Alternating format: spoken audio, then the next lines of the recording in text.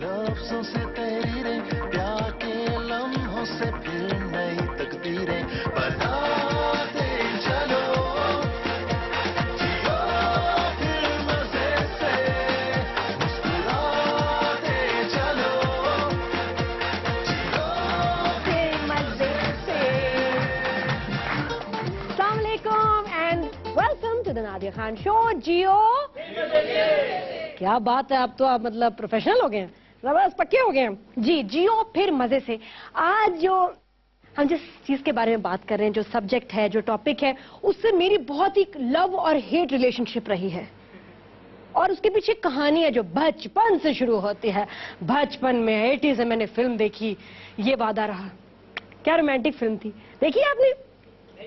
अच्छा, उधर first time जब देखा तो पता चला कि एक प्लास्टिक सर्जरी कोई चीज होती है जिसमें वो पूनम ढिल्लों है, उसका एक्सीडेंट होता है, फिर उसके बाद सर्जरी होती है तो वो इतना सा मुंह वाली टीना मुनियम बन जाती है, लड़का फिर पहचान लग जाता, मतलब सारी रोमांटिक स्टोरी जबरदस्त एंड होती है।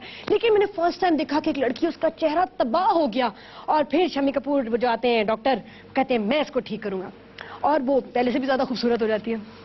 मैं देखा, मैंने कहा वाह यार, ये भी ऐसा भी दुनिया में होता है, हाउ नाइस। तो वो मेमोरी रही मेरे जहन में। उसके बाद 2000 की बात करती हूँ मैं। 2000 में अभी तक पाकिस्तान में मैंने इतना प्लास्टिक सर्जरी के बारे में इस अरसे में इतना नहीं सुना था। एक हमारी बहुत मशहूर अब एक्ट्रेस हैं, वो उस वक्त उनका स्टार्ट था थोड़ा, मेरे पास एक जगह मुझे मिली, कहती है देखो देखो मैंने लाइपो कराया। मैंने कहा कहाँ? पेट पे। कहा पेट पे क्यों कराया?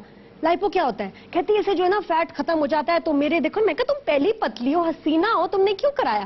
कहती है इसलिए मुझे वो क्या कहते हैं, वॉशबोर्ड एब्स है लड़का, ये कहते हैं पता नहीं क्या, फ्लैट मुझे पेट चाहिए।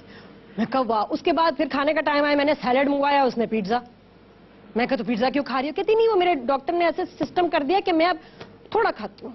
मैं कहा जो थोड़ा खाती हूँ वो भी पिज्जा ही खाओगी? कहती हाँ मैं अब खा सकती हूँ, मैं अब कभी मोटी नहीं होंगी, ठीक है ना। मैं कहा यार क्या जिंदगी है, इधर हम यहाँ जीन्स से अपने लड़ रहे हैं, एक्सरसाइज भी कर रहे हैं, डाइटिंग भी कर रहे हैं। एनीवेज, फिर मैंने एक ऐड किया। ऐड में हमेशा मॉडल थी, वो भी मशहूर मॉडल है, नाम हम नहीं लेंगे। अच्छा, मैं ऐसे ऐसे खड़ी हूँ, मैं हर पोज में नॉर्मल अपनी आ रही हूँ, वो हसीना आए, लेकिन जैसे डायरेक्टर्स को टर्न करने को कहें नहीं नहीं नहीं नहीं मेरी नाक टेढ़ी आती है, मेरी नाक टेढ़ी आती है, ये नहीं करना आपने, तो वो सारी फोटोग्राफ्स में बेचारी को सिर्फ एक फ्रंट का शॉट देना पड़ता था।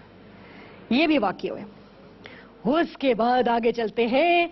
आगे फिर ये हुआ कि मैं पाकिस्तान आई बीच में तो मॉर्निंग शो करने, मुझे वो फ्रेंड मिली। कौन सी वाला? नाक वाली। उसकी नाक हसीन, इधर से भी फोटो खिंचा रही है, इधर से भी फोटो। मैं कहती ये क्या हुआ? कहती है मैंने अपनी वो नोज रीशेपिंग का ऑपरेशन कराया, मेरी नोज इज जस्ट फाइन, अब मैं किसी भी एंगल से फोटो खिंचा सकती हूँ। मैं इम्प्रेस। मैं कहा ढूंढो यार डॉक्टर लाओ, कोई शो पे बात करनी चाहिए। 2005 में बड़ी मुश्किल से मुझे एक आध डॉक्टर मिला।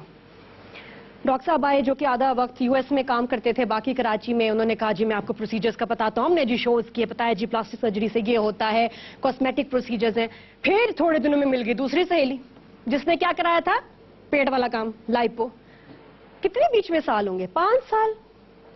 और मैं उसको देख के डर गई। उस अरसे में उसने 4-5 शायद उससे भी ज्यादा सर्जरीज करा ली थी।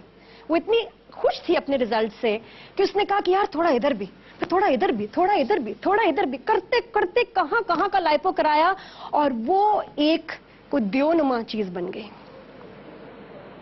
She still works on TV. और बीच में उसका एक बहुत गैप आया कि one of the most prettiest faces of TV turned अगली। ऐसी ऐसी जगह उसका फैट था जहां नहीं आता फैट। मैं हैरान थी कि यार इधर तो आती नहीं चर्बी, तुम्हारी कहां से आ गई? इतना उसका बुरा हाल हुआ। मैं और काम का भी उसने फिर सफर किया, पर्सनली भी I am sure she must have gone through so much. बहुत मुझे अफसोस हुआ उसको देख के। मैंने टीवी पे शो करना बंद कर दिया प्लास्टिक सर्जरी के। मैं डर गई, मैंने कहा नहीं शायद अभी इसके बारे में हमें इतना पता नहीं है। दुबई गए, वहां मैंने कुछ बड़ी अच्छी सर्जरीज देखी, बड़े अच्छे इफेक्ट्स। कहानी ज्यादा लंबी है बट इट्स इंटरेस्टिंग, ताकि आपको समझ आए हम क्यों आज ये शो कर रहे हैं। उधर मैंने कुछ बड़े अच्छे डॉक्टर से मिली। मैं कहा ये सही डॉक्टर्स हैं, सालों का एक्सपीरियंस, बाहर यहाँ से पढ़ के आए हैं, चलो जी। उन्होंने कहा जी शो पे सर्जरीज करते हैं। हमने शो पे सर्जरीज की। एक फ्रेंड की सर्जरी कराई जिनका बहुत बच्चों के बाद और सर्जरीज के बाद बुरा हाल था, टमी तक कराया जिसमें पेट काट के सही कर देते हैं। वो जब बाद में आई तो बड़ी खुश, यार मेरा टमी वमी बड़ा सही हो गया है। लेकिन एक मसला उनको हो गया चलने में, टांग में दर्द। एक नई कहती है नादिया पहले मैं 10 गानों पे डांस कर लेती थी, अब मैं उठ के थोड़ी देर चलना होता है तो मेरे लिए अजाब। मैं पतली तो हो गई हूं, लेकिन मैं I don't feel like before. क्या किया मैंने, क्यों सर्जरी ये कराई? उतने अरसे में 2 डेथ्स हुई दुबई में। प्लास्टिक सर्जन्स उसमें इन्वॉल्व, या हॉस्पिटल्स का भी बीच में कसूर। प्लास्टिक सर्जन्स के लाइसेंस कैंसिल हुए उसमें, एक जो पाकिस्तानी भी थे वहां। मैंने फिर शो करना बंद कर दिया, फिर डर गई। पाकिस्तान आई 11 साल बाद, तो पता चला कि हमारे मुल्क में, हमारे गरीब मुल्क में लोगों के पास खाने का मसला है, पीने का मसला है, रहने का मसला है, बिजली, पानी, गैस। वहां क्लिनिक्स की तादाद सुने, जो कि कॉस्मेटिक क्लिनिक्स, प्लास्टिक सर्जरी के जो भी इससे रिलेटेड जो क्लिनिक्स हैं, कितने हैं? इस्लामाबाद में 50, लाहौर में सिर्फ 200, कराची में इस वक्त 400 ऐसे क्लिनिक्स ऑपरेट कर रहे हैं जहां कॉस्मेटिक प्रोसीजर्स होते हैं, प्लास्टिक सर्जरी से रिलेटेड प्रोसीजर्स होते हैं। और आप सोच सकते हैं कि जहां बहुत अच्छे अच्छे काम भी हो रहे हैं, अच्छे अच्छे रिजल्ट्स भी आ रहे हैं, वहां कितने सारे भयानक रिजल्ट्स भी आ रहे हैं, कितने सारी डेथ्स हो रही हैं, कितने सारे लोग मेडिकली सफर कर रहे हैं, कितने लोगों की हेल्थ तबाह हो गई है। इसमें कितने प्रैक्टिस करने वाले जिम्मेदार हैं और कितने वो लोग खुद जिनको बीमारी है। एक अच्छी कोई चीज होगी, यार मैं ये भी करा लूं, मैं वो भी करा लूं, मैं ये भी करा लूं, ये भी हो सकता है। I am one of the very few जरका जिसके ये अभी भी माथे पे हैं रिंकल्स, ये जो मेरे बचपन के हैं। I frown, I don't want them to be frozen. क्यों? लेकिन आपको टीवी पे आप किसी के नजर नहीं आएंगे कि जिसका ये कमाल हो गया। ये मुझे सब कहते हैं तुम क्यों नहीं कराती इसको, प्लीज। मैं कहनी मुझे डर लगता है, एक सुई से भी मैं डरती हूँ। लोग यहाँ 36 सर्जरीज करा रहे हैं और उनको डर नहीं लगता। तो आज के शो में भी I think we need to know about, I think जितने क्लिनिक्स बन गए हैं, एमए तो नहीं बने ना, लोगों की डिमांड है तो बने हैं, लोग जाते हैं, लोग हजारों लाखों खर्चा करते हैं तो आज ये क्लिनिक्स ऑपरेट कर रहे हैं, वरना क्यों? तो जरूरी है कि इसके बारे में जाना जाए, सीखा जाए। आपको आज हम एजुकेट करेंगे। और मुझे पता है बहुत सारे आदमी इस वक्त शुक्र अदा कर रहे होंगे जिनकी बीवियों ने उनकी नाक में दम किया है, मेरी नाक सीधी करा दो, मैं थोड़ा सा ये यहाँ से लव हैंडल का कुछ कर लूं, टांगे पतली करा दूं, ये भी हो जाएगा, वो भी हो जाएगा। आपको पता ही नहीं है, आपको जानती ही नहीं इस प्रोसीजर के बारे में, और लाखों भी डिबोने वाली है। बहुत जगह तो ऐसे हो रहा है, मियाँ छुट्टी पे जाते हैं, वापस आते हैं ना, 1 महीने में बेगम ने ऑपरेशन कराया हुआ होता है, कहते यार तो पतली लग रही हो। हाँ मैंने डाइटिंग की थी, छुपा के, जेवर बेच के, पैसे चुरा के सर्जरीज करा रहे। इस हद तक ऑब्सेशन औरतों की बढ़ गई है, और आदमी भी इसमें कम नहीं। आदमियों को अपना शौक है, कुछ कम करा लूं, कुछ बढ़ा लूं, कुछ ये कर लूं, हद हो गई।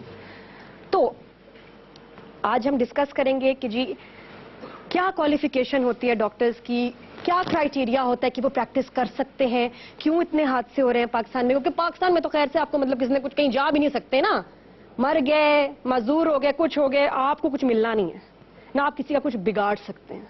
तो ऐसे मुल्क में एटलीस्ट जो मैं अपना रोल प्ले कर सकती हूँ, ये आपको एजुकेट कर सकती हूँ अले बे पे ते।